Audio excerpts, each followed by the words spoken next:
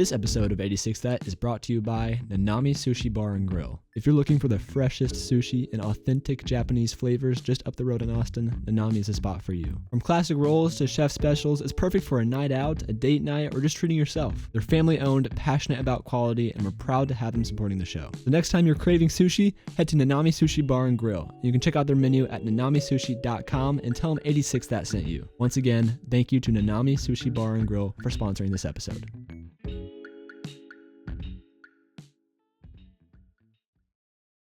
Carter, what's up? I love the decor, man. Oh, thank you. Thanks, man. There's two posters behind him on a white wall. Yeah, it's really coming together. Very, very, very lived in.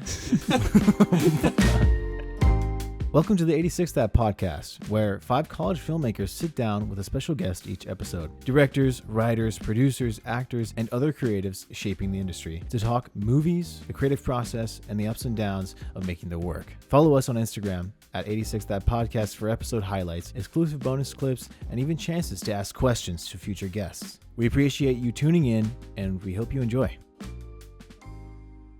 Okay, hold on. On your website, it says that you were an aerospace engineer major your freshman year? Well, I was getting my associate with a focus in engineering, and I was going to do aerospace engineering. What? So I was starting to take classes, core classes for that. I didn't know that. Wow. Wait, hold on. You're saying that that's a hobby. That's like a big decision, like a big career path. Not really. I just did it because when I was a kid, I thought I was going to be an astronaut, and then I found out that space is not like chill. You can't just chill there. It's scary. You'll die. So I was like, I'm never going up there. And then I saw a video of those guys. Wait, you can't just vibe? You can't just vibe up here, bro? I can't. Some people can. I also saw a video of those spinning machines they put you in. Oh yeah. And I really don't like spinning. Mm-hmm. So I decided no thanks. Let me turn my phone down in case someone just sends me a reel just now, and I opened it and it blasted.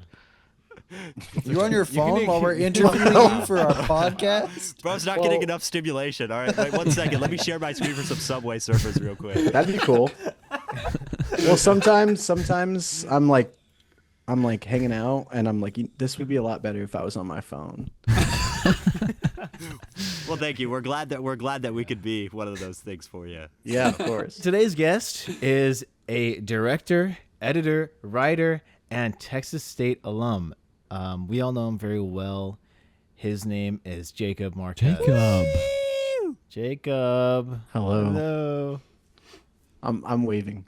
Well, welcome to the podcast. Thanks for having me. Well, how have you been? What have you been up to? I've been good. Working a little bit. More. Sometimes I work. Yeah. I just quit today, actually. Oh. I quit my job earlier today. Really? So you aren't working anymore. So you don't sometimes work. I started a new job on Monday, but I really wanted to quit this job. They're kind. They're good people.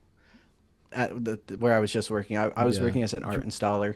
Yes. In Austin, so a lot of racing around town. What's your new job? Van. What are you doing? Get this. I just signed on as an in-house editor for a production company out here. Oh, nice, dude. Congratulations. Yeah. What production company? I didn't read through the NDA, so I don't know what I'm allowed to say. Okay. Yeah. I thought you were gonna say you didn't read through the application, and you're just Makes sense. I just kind of saw editor. Yeah. Is it narrative, commercial? Can you say that? Genre of production company? It's YouTube focused. Okay. Okay. Yeah. Oh, Mr. Beast. Look Nice, at us. dude. Our third Congrats. episode, Yeah. we're already pushing NDAs. You're editing the Beast games? Yeah. That's But I awesome. did meet Mr. Beast. Not really. Dude. I wish there was a video because everyone made a thumbnail face when I said that. The first thing I want to talk about is I Am Dirt, because that was your Yes. latest project Sure, you yeah. did. Yes. And I've been seeing on your stories and stuff like that, and also your posts, you make a lot of analog stuff and talking about your dreams too. Oh yeah. I'd love to hear when that kind of came up for you, as a style, but you connected that so seamlessly with this story that was so personal. And yet kind of detached when it's jumping between these camera perspectives. Why did you choose to mix these two mediums? What influenced you to do that? Out of all the filmmakers I meet, that we all know at least. I feel like I'm the least considerate one. Like I don't really think about those things. I just thought it would be cool, honestly. I was like, It can be that simple. It I doesn't was have to like, be anything too complex. Yeah. I like doing analog stuff because I don't own a camera. So a lot of the little visual effects things I post are just something I can make in Premiere.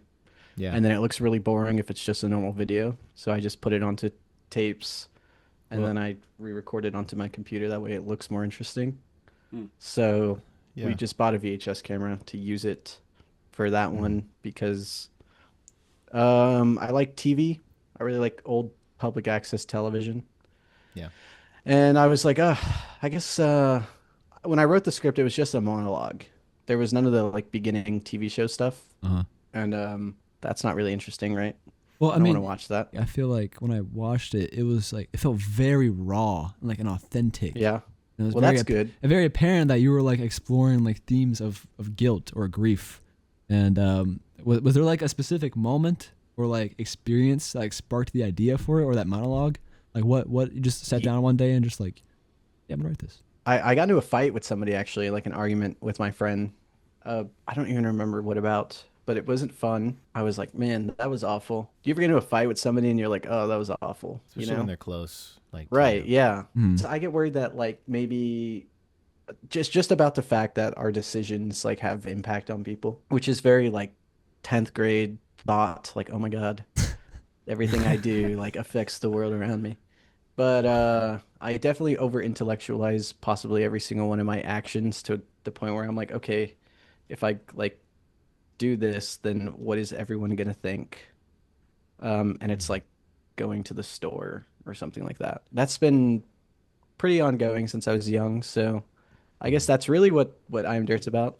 It's just like overthinking that like everything you do is awful. I guess maybe if I had to prescribe something to the analog nature, it's just that it when I was writing it, I was thinking about like, oh, when I was a kid, like I did awful things probably. And when I was a kid, I watched a lot of VHS tapes, so I guess it could be on VHS and that'll make it feel old. There's something like nostalgic about that. Yeah. Yeah, very well done. I remember because I was in the class, you Jacob, and I remember seeing the rough cut for the first time and the aspect ratio. Oh, did a yeah. great job. Is it online? Where Thanks. can I find it? Where is it? It's unlisted on YouTube because I've submitted it to some stuff. Oh, nice. Sick. And I'm just waiting for them to reject me. That way I can list it back on YouTube and show Alright. people. I was gonna ask what's next for it, and so festivals is pretty much the route. Is there any like big ones that you're hoping for? I only submitted it to AFF because I don't care about festivals and I don't really do filmmaking, as crazy as that sounds.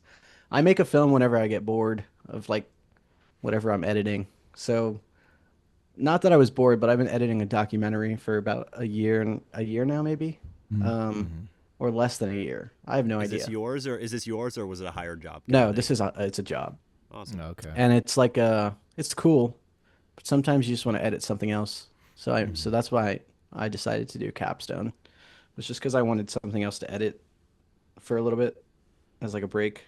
So that kind of plays into the question that I had about I Am Dirt, because the first time that I ever heard about I Am Dirt was last fall Yeah. when we were in advanced film directing together, and you were in that class and you submitted the script because everybody had to And it was submit just a script. monologue then.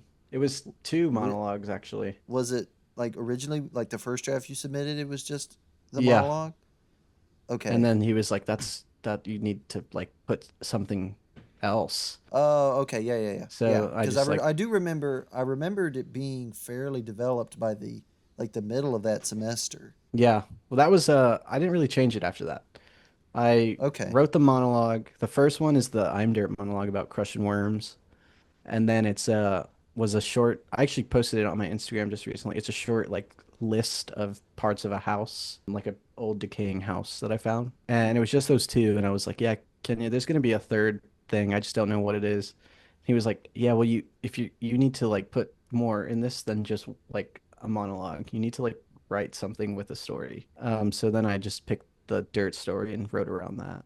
So was there ever a world in which you thought, okay, I could make this for this class, or were you just turning it in, just to turn I it in? probably and could have then- made it if I wanted to. I just, as awful as it sounds, I say this a lot. and I feel like it sounds bad maybe, but I didn't really care about making something. So like if he was like, "Yeah, you can make this," then I would have made it. But when he was like, "Oh yeah, you can't make this right now," then I was like, "All right, I don't really care." But it didn't change. You said the script didn't change from the middle of that semester to the next Yeah, semester. I just redid it later. Okay, but you made it in the different class than literally the next semester, but it Yeah, wasn't just different. So a what? different he I don't remember what I did wrong in the other class. I'm pretty sure I didn't submit some paperwork or something. Oh, I submitted it for like the application for Capstone and they accepted it. And I asked around a lot for revisions, like what I should change. And I didn't really get, well, I got a lot of good advice, hmm. but I think I probably changed like words rather than like sentences. When did you go from I got to turn this in. I don't really, you know, it is what it is, to being like, oh, actually, I think I will make this. I can make this. I am gonna make this. Probably after I got my first round of revisions for the documentary, I was like, okay, so I'm going to be editing more of this documentary. I really don't, not that I don't want to. Again, I really enjoy this documentary I'm working on, Mm-hmm. but I think in editing, I just declined a call from my mom. I can't wait to hear about that later. Um, I don't know. For me, at least, editing isn't really, it's not always very interesting. A lot of times it's like, not to toot my own horn, it's just a little easy, Hmm. you know, You to wanted like something, you wanted a make the right challenge. cuts. Yeah, exactly. And editing your own film is different because when you're writing it, you already know how it's going to be edited. So it's just kind of like, Yeah. oh, I know how I'm going to edit this. I can't wait to just edit it. Speaking about narratives, Yeah. we also want to talk about leads because you were the Oh, yeah. assistant editor on that. Directed by Okay. Brian Poiser, the Tribeca premiere feature film. Yeah. Me, Carter, Nathan, and Jacob all worked on that feature, a year ago? I think. Yeah. 2023 winter into early 2024. Yeah. Oh, wow. You edited the trailer. I like walked in on you one time editing the Oh, trailer yeah. for leads, and you let me watch a little bit of it. Just casually. Oh, Um, yeah. Yeah, and I forgot. Yeah, what like I guess trailer editing is so different from like editing a full narrative, and so what was that process like when you have to break down this huge story and pull the pieces that you want to share to grab people's interest? I feel like I know your answer to this question because I remember being on set for. Well, for a part lot of it years. I'll Yeah. say is whenever I'm editing a trailer, I've edited a lot of trailers. Dude, you've seen a trailer. You know how a trailer is edited. Okay, yeah, And you but know when you're watching the trailer and they say a line, Mm. and you're like, that's such a trailer line.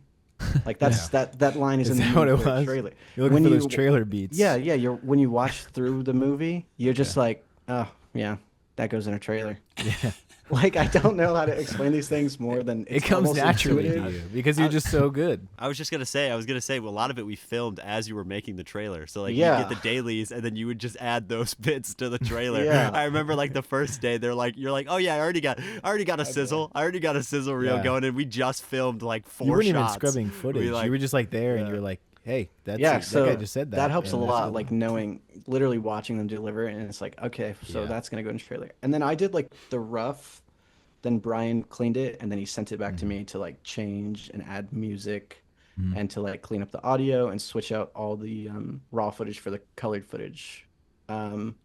So it was a joint effort. Brian did a lot of the heavy lifting. That kind of goes into the question I was going to ask was how was your experience like working with Brian? What was that collaboration process like? Yeah, so I don't really do very well at responding to emails.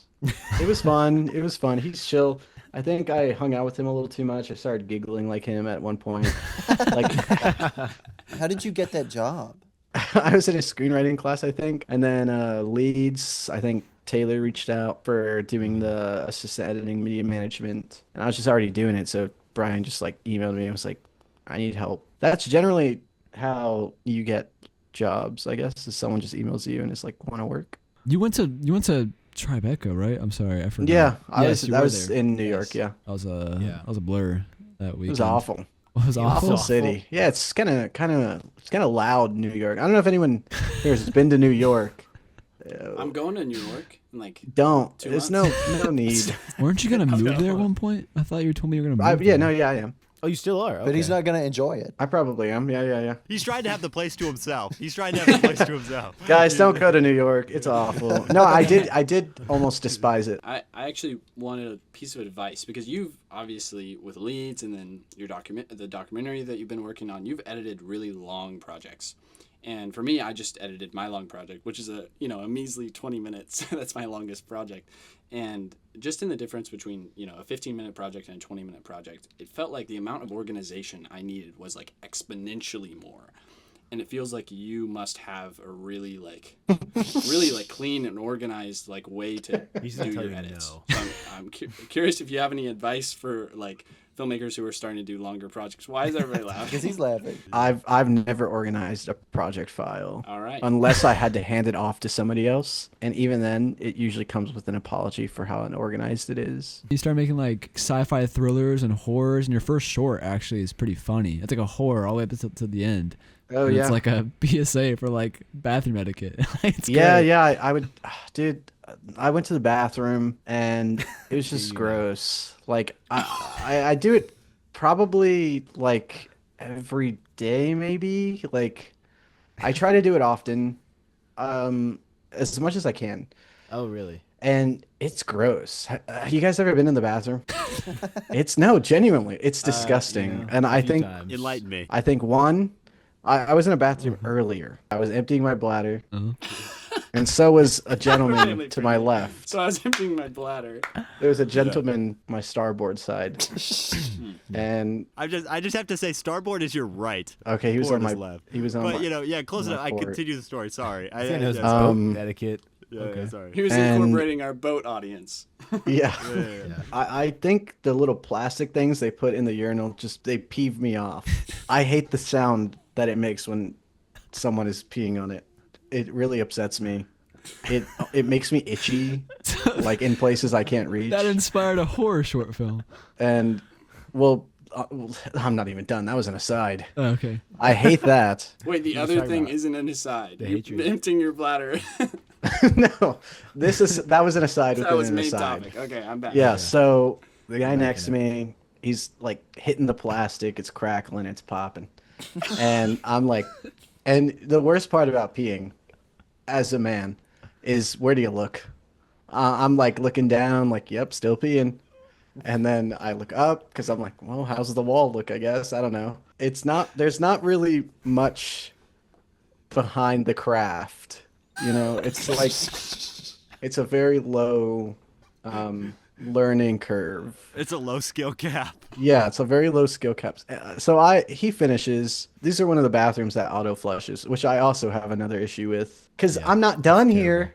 Yeah. Stop And then it hits flushing, you, and like, it's splashing 3 up on me, times. and it's like embarrassing. And it's like, and the guy outside waiting is like, oh, finally, and I'm like, nope. Still working at it. So the guy next to me finishes peeing. Honestly, I was done, but I don't want to wash my hands at the same time as another person because it's weird. It's like you both go for the soap, and you're like, it's almost like in the movies when the couple on the date goes for the popcorn at the same time, and it's cute. But when you're in the bathroom, you don't want to touch hands with another person, So they have like a meet cute, he's saying, when Yes. they go to get the soap at and I don't want to meet cute with another man's dirty hand. Okay, so how does that So- inspire the short film? Well, the guy didn't wash his hands, so I didn't have to worry about it. He walked out, and that's just that's gross. horrifying. And I was like, dude, we need more people to wash their hands. And so I was like, let's make a PSA. It's a horror film. Well crafted. So your process seems very intuitive. Yeah. Sincerely, like you don't like there are some people that are very like intellectual and try to like make filmmaking or any kind of artistic thing into like a science. And I think for some people, like if that works for them, great. If they can if they need a reproducible system for them, fine. But there's some people that are just super intuitive, like they don't give it a second's thought, but it's right. They're just kind of listening to their gut the whole way along, and you seem to be the second kind of person. Have you always just had that sort of intuitive sense of like, I guess I'm gonna go do this now? I don't know, dude. I'm Dirt's the third thing I've ever made, like the third film. It must be something about the intuitive nature of it because I just get upset when my friends are overthinking their film. I'm like, just go, just do that, just do the thing. They're like, no, you don't understand. You have to consider this and this and this. I'm like, no, you don't. just like you already have a whole crew and a time to be there. Like as long as you don't keep them late and you feed them and don't tell them to do weird things. And I think a big problem is everyone writes really big things usually, like, and then it gets you caught up in like, oh, how do we do this? Rather than just like, I think the easiest way to figure out how to do something is just like testing. For I Am Dirt, I knew we were gonna film on VHS, so I bought like a little VHS camera and I just like would go film like shows, like bands play on it. And I'm not gonna do anything with that footage, but I got familiar. I think I honestly really resonate with that part of like your filmmaking where it's like if you don't have time or you aren't doing a ton of like pre-production for your project and you're kind of going at it intuitively, testing everything is kind of what turns into your pre-production. And I've done that a lot when I haven't been able to do as much pre-production as I've wanted to. Yeah, I've never really done pre-production. The testing too, it's more like a way to have fun. Yeah. I'm like, well, now I have a cool camera. I'm gonna go to watch some bands play, and they're gonna think my camera's cool, and they're gonna want to talk to me. Mm-hmm. The most pre-production I'd ever done was for I Am Dirt, and that was just trying to find a really cool spot that I could dig a hole and no one would stop me. We dug that hole at the end of the film, like in Where a was public that? park. Where'd you dig it? A public park? A public park. Yeah, just off of a trail. So if people are walking, they could find a grave. Should we cut that out? No, who cares? It's Yeah. it's open land. You could do whatever you want on the land. On a public park? I don't Yeah. know that that's... I don't think you can do anything you want on there. You could dig. Digging is not illegal.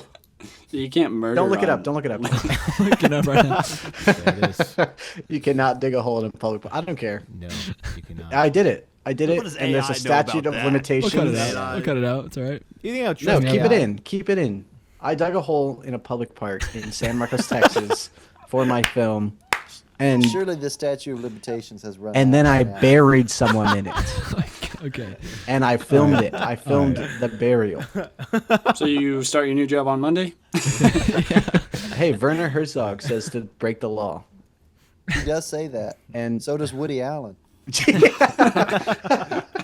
Jacob, I want you to talk a little bit about sequence settings because I want to know more. Sure. Is this a production company you founded, or is it just a place to umbrella all your projects, or do you want to build it out? Is it just you? How do you see it going? Yeah, I made the logo video because I was bored. Sequence setting is just my email name, and it's my email name because I was like, I need to make a new email to use Film Grab or whatever that website is for stills.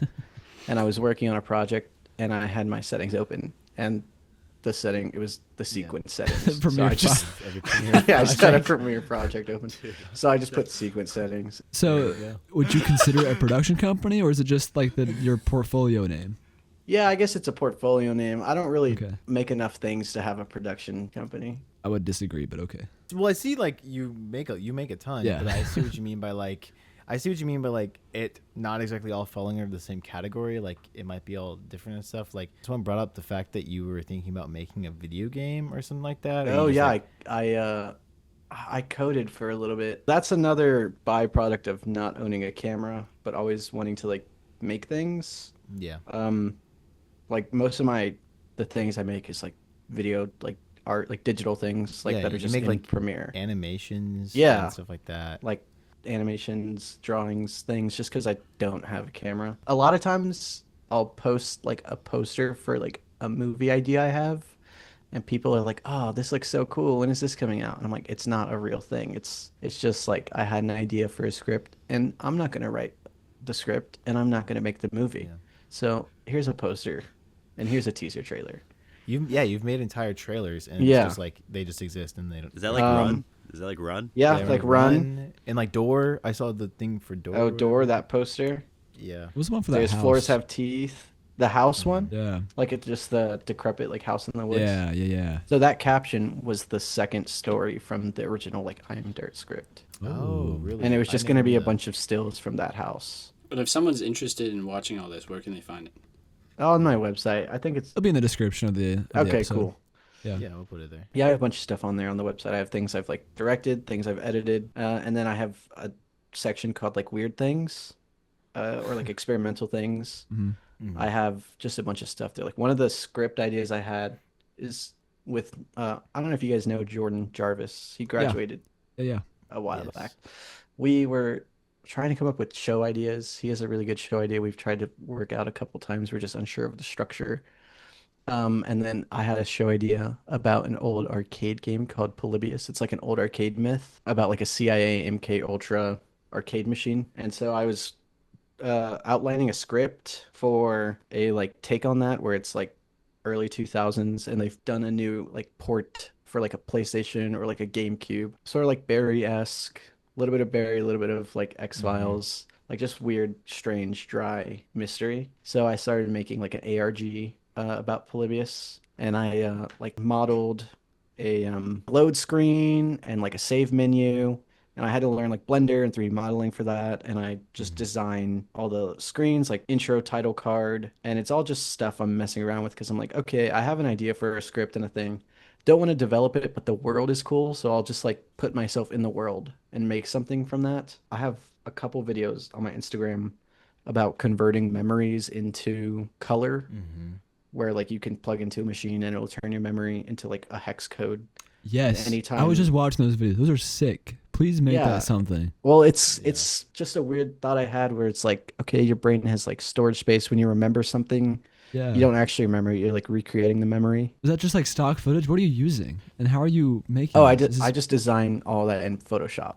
And then it's all different layers in Premiere. For the memories one, we had an idea for a script about kind of like Eternal Sunshine-esque where like you can have like things, experiments done with Right. your memories. Yeah. But it was like sort of like giving blood where you can like donate memories for money and it's sort of abused the same way giving blood is abused. Like they have regulations on giving blood that like you can't give this amount of blood and blah blah blah, but people like donate blood and then the second they're able to donate more or plasma, not blood, because you get paid for plasma.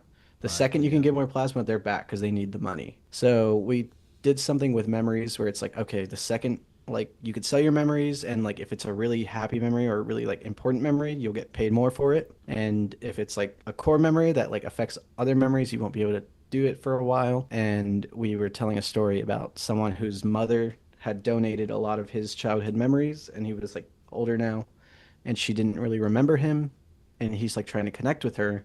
And we were just like, we're really bad at writing scripts. So what if we just made a game instead? And that story that doesn't. is such a great like. Well, we didn't know how to make that story a game, so we just made a game in this world where you play as like a clerk. So in the game, I never got this far. I just got enough to where like I had a modeled office that you could like move through and you could like pick some things up. What I was trying to figure out is how do you click on the computer and then sort of like that's how the game is played is you're in a screen like a virtual computer where you can like move a mouse around and interact with things. And you work as an office person who like analyzes and like categorizes people's memories that have been donated so that they can be like properly like rated for selling and stuff. And you start to like see more memories that are like really impactful and you're like, these shouldn't be sold. And then you start seeing like darker memories of like things that like, oh, someone did these things and you have to like report them to your boss, stuff like that. Kind of like Papers, Please, where it's That's like what I was gonna say. I was gonna say Papers, Please. Yeah, things come to your desk and you have to like categorize them and catalog them and there's like different objectives. But all I ever got was making the world interactable and making the camera go where your cursor was because it's really hard to code a game apparently. And it's really hard to model a world in Blender. I wanted to squeeze in a couple audience questions that we got a few. Jordan Fennell asked, what's it like being a master editor, master animator, and of course, Mr. Super Cookie? For the first two, it does get a little boring because this is going to sound like super like Just too good. opposite of humble, whatever that is. I wouldn't know. I'm just really humble. So Egotistical. yeah. But a lot of times when I edit like commercial like internet spots or something, they send me everything and I edit it and I send it back and I'm like, all right, let's see what they want changed. And they're like, perfect, that's exactly what we had in mind. And I'm like, all right, well, like give me something, like just don't make it that took me 10 minutes, you know, give me more work, give me something to do. Like you made it too easy. Genuinely, sometimes I hate saying this stuff, it feels lame to say, but sometimes it's just so easy that it's boring. Listener, his Instagram handle is at Mr. Super Cookie. Oh, and then as far as being Mr. Super Cookie, it's not a title I take lightly. Some value. It's heavy. I've been Mr. Super Cookie for about 10 years, I'd say. Wow. It's something not everyone can do. A lot of people think that it's just an Instagram handle, it's just a username. It's nothing more than that. But Couldn't be further from the truth. no, exact. Thank you, because I couldn't have said it better myself. It couldn't be further from the truth. There's a subtlety to it. There's a lot to the craft, you know. All right. Last audience question. We got from Marie Bargrazer. Are we gonna get more poetry / mixed media art soon? I posted one Yes. like yesterday. Okay, but like when's the next I one? think yeah. It takes a while. Look at your screens, people from home. No one at home can see this, but like this is all just like pictures and text that like pop in. Like all these different layers are just different things moving, and then I just find like old computer sounds. I don't know. It's fun. Is there any other media that you consume that's like this? Is it satisfying? Is it fulfilling? Yeah, I really like computers. Like I think maybe the science background, the STEM background. It's like the way computers work and the coding. I love the computers in Alien. Alien. Yeah. Most of my Alien, computer oh my animations are gosh. supposed to look like Alien. Your art is so like intriguing, and in the way that like you tackle so many different mediums, and it's kind of inspiring, especially for me because I have like a heavy editing background as well, and so it's really nice to see somebody else that like gets into so many different aspects of editing, you know, whether it's narrative or experimental or creating animations. So I'm really happy that we had you on today, Jacob. Yeah. It was wonderful. You are Yeah, pretty thank you. inspiring, man. Your work, your multi-hyphenate filmmaker experience, and everything you do is all super fascinating. Well, that's good. I this will sound crazy maybe, but I still kind of just think of it as a hobby. Well, you know, you're making a job out of your hobby. So Agree to disagree, I guess. As you start your editor job on Monday. You know, just edited something that got into Tribeca. Just a hobby. But yeah, thank you so much, Jacob. Thank Yeah, you. man. Yeah, Thanks no for coming problem. on. We gotta all grab lunch or something sometime. You know. Yeah, you guys got to Yeah. come up to Austin. My car is shot, so yeah. my We'll pick you suspension out. is. We'll pick you out. I'm Yeah. sorry. Nah, it's That's fine. I don't really okay do right anything. I work 3 minutes from my apartment, so. Well, that's Oh, awesome. that's nice. See you, Jacob. I'll See you, I'll see you Jacob. later, Jacob. Thank you. I'll DM Thanks for you. coming I'll on. ask Jacob. some stuff Bye. about 3D modeling. Okay, Bye. see ya. Bye, buddy. Jacob Marquez, man. Wow. Wow. What a guy. Yeah, I just love how he truly just is. He's such a chill, such a very He's like effortlessly fun. effortlessly. That's very much how his presence is. He's just effortlessly cool. I mean, he's like super incredibly just himself. Yeah. I don't see too many people that have like such amount of editing experience as him. It's crazy how he says, you know, like he's like, yeah, I really haven't done too much. Bro has I like know, this the guy biggest is portfolio. too- He he's has the too biggest modest. portfolio out of anybody. Yeah, he is just so Yeah. Listener, if you don't know, Jacob is like that man is working on something always. There's always like that man posts a lot. And Check out Yeah. his website linked below or LinkedIn somewhere attached to this episode, and just check out his work. He got really great stuff. I think it's because he looks at everything like as such like a hobby. He like mentioned that briefly, but like because he looks at it as like a hobby so much, it's just like It comes off very authentic. it comes like secondhand nature. Yeah. Like it's just like part of who Very he is genuine. as a person. Man, we didn't even talk about Bingo, or he edited Justice, and he edited Taking It to I the know. Streets with Bill yeah, Wise. we worked on taking it to the streets together. I totally forgot about that. But that'll conclude today's episode of the 86 That podcast. And we look forward to Start over. You got a John Grunt in the middle of, but that'll conclude 86. You know, That he podcast. just likes to I was interrupt me stretching. whenever anything happens. That concludes the end of this episode for the 86 That podcast. We're very happy to have Jacob Marquez on. Please come back for the next episode of the podcast. We're very excited to have our next guest on. Bye, guys. Bye, y'all. Bye. See you in 2 weeks. Thank you for listening to the 86 That podcast. Make sure you stay up to date by following us on Apple Podcasts, Spotify, and Instagram at 86 That podcast, where you can find episode highlights, exclusive bonus clips, and even chances to ask questions to future guests. We appreciate you tuning in and hope to see you in the next one.